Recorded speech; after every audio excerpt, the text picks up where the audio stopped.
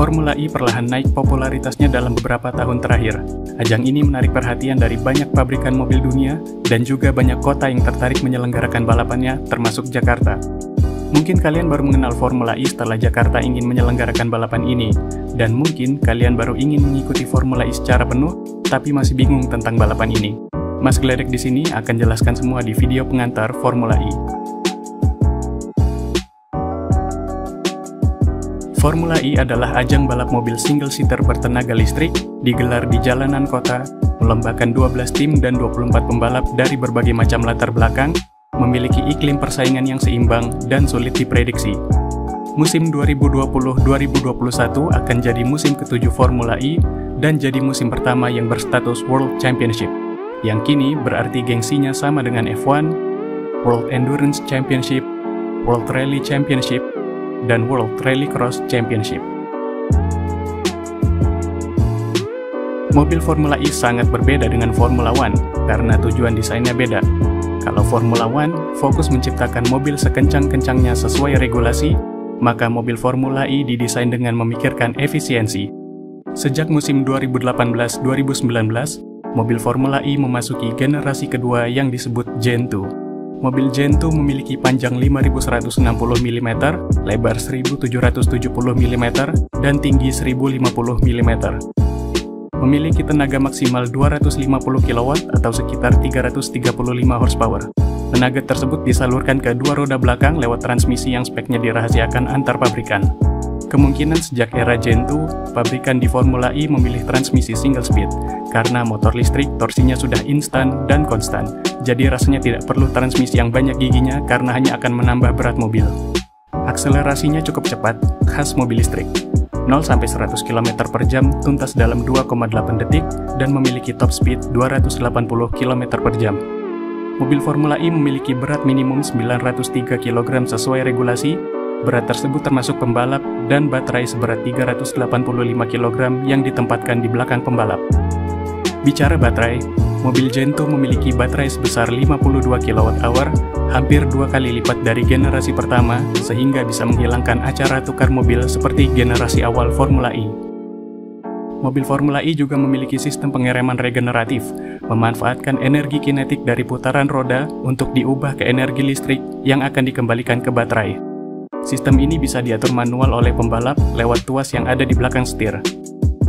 Bannya menggunakan ban beralur Michelin Pilot Sport dengan lebar 245 mm di depan dan 305 mm di belakang, dengan pelek 18 inci. Ban ini pastinya didesain khusus untuk balap, dan uniknya, dapat digunakan di trek kering atau basah. Beda dengan Formula One yang punya ban kering dan basah. Mobil Gen 2 juga memiliki perangkat pelindung kepala halo yang dipasangi lampu LED dan menyala tergantung mode tenaga yang digunakan. Seluruh tim Formula E memakai bodi, sasis, baterai, dan suspensi depan yang sama persis. Yang membedakan dari tiap tim pabrikan hanyalah bagian mesin atau yang biasa disebut powertrain, suspensi belakang, dan software mobil yang digunakan. Powertrain sendiri meliputi motor listrik, transmisi, dan inverter.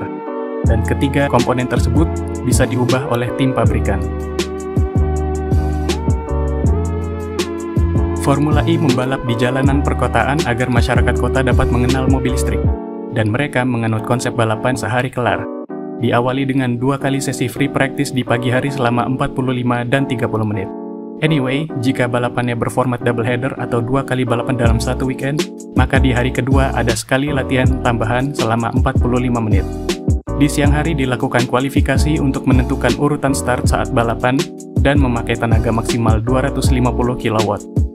Format kualifikasi di Formula E yang unik mampu menghasilkan susunan grid balapan yang bisa dibilang cukup acak. Dari 24 pembalap, dibagi ke dalam 4 kelompok sesuai urutan klasemen. Urutan 1-6 di kelompok pertama, 7-12 di kelompok 2, dan seterusnya. Tiap kelompok keluar berurutan dan akan diberi waktu 4 menit untuk mencetak waktu. Setelah 4 kelompok selesai mencetak waktu, 6 pembalap teratas akan diadu satu persatu dalam babak Super Pole. Di akhir kualifikasi, pembalap tercepat di akhir sesi kelompok mendapatkan 1 poin dan 3 poin bagi pembalap yang mendapat pole position. Sore harinya dilaksanakan balapan atau yang biasa disebut dengan E-Prix. Beda dengan Formula One, Formula E tidak melakukan formation lap. Mobil akan ditempatkan agak jauh dari posisi grid sebenarnya sebelum balapan, dan baru berpindah ketika balapan akan dimulai. Balapan Formula E berlangsung selama 45 menit plus 1 lap. Format ini membuat jumlah lap tidak menentu, tergantung dari seberapa lancarnya balapan. Ada dua mode tenaga yang digunakan saat balapan, yakni 200 kW tenaga dasar dan tenaga attack mode sebesar 235 kW. Nanti dijelaskan apa itu attack mode. Untuk saat ini Formula E tidak mengenal pit stop seperti Formula One. Hal tersebut hanya boleh dilakukan jika ada kerusakan pada bodi mobil atau pecah ban. Di akhir balapan, juara pertama akan mendapatkan 25 poin, juara kedua 18 poin, juara ketiga 15 poin, kemudian 12, 10, 8, 6, 4, 2, dan 1 poin untuk urutan finish ke-10. Pembalap yang finish di 10 besar juga berhak mendapat 1 poin tambahan jika mencetak fastest lap. Attack Mode adalah mode tenaga tambahan di Formula E yang wajib digunakan seluruh pembalap saat balapan. Attack Mode merupakan elemen strategi dari Formula E era mobil Gen 2 setelah pit stop ganti mobil di era generasi pertama. Tenaga Attack Mode dipatok 235 kW dan penonton bisa melihatnya dari lampu LED di halo yang menyala biru. Untuk mengambil Attack Mode, pembalap melakukannya dengan memencet tombol tertentu di setir, kemudian mengarahkan mobil ke zona aktivasi, dan tenaga tambahan tersebut dapat dimanfaatkan. Kira-kira mirip Mario Kart. Jumlah dan durasi Attack Mode dapat berbeda di tiap balapan dan akan diumumkan 1 jam sebelum balapan, membuat pusing para strategy engineer di garasi tim. Selain Attack Mode, ada juga mode tenaga maksimal saat balapan yang disebut Fan Boost. Para penonton dapat voting pembalap favorit mereka, dan 5 pembalap dengan voting terbanyak akan mendapatkan tenaga maksimal 250 kW selama 5 detik yang bisa diaktifkan pembalap setelah balapan berlangsung 22 menit. Fan Boost dapat digunakan untuk menyalip atau bertahan dari serangan lawan. Ketika tenaga maksimal ini aktif, lampu di halo akan menyala keunguan. Formula E menggelar balapan di jalanan perkotaan dengan maksud memperkenalkan mobil listrik ke masyarakat kota. Hal ini juga memberi tantangan tersendiri bagi pembalap, di mana sedikit kesalahan dari mereka akan langsung dihajar dengan tembok. Formula E telah digelar di berbagai kota di seluruh dunia sejak awal kemunculannya, dan untuk musim ke-7, Formula E akan dimulai tanggal 16 dan 17 Januari 2021 di Santiago, Chile, kemudian berlanjut ke balapan malam di Diriyah, Arab Saudi pada 26 dan 27 Februari. Saat video ini dibuat, baru 2 kota tersebut yang diumumkan, dan balapan berikutnya akan diumumkan pada awal tahun depan sembari menunggu kondisi pandemi COVID-19. Pastinya ada beberapa di antara kita yang cukup sering membandingkan Formula E dengan Formula One. Menurut kami hal itu tidak perlu dipusingkan, karena orientasi kedua kejuaraan tersebut juga sudah berbeda. Kodrat mobil listrik dan mobil bensin juga tidak usah dipusingkan, karena pasti ada kelebihan dan kekurangannya.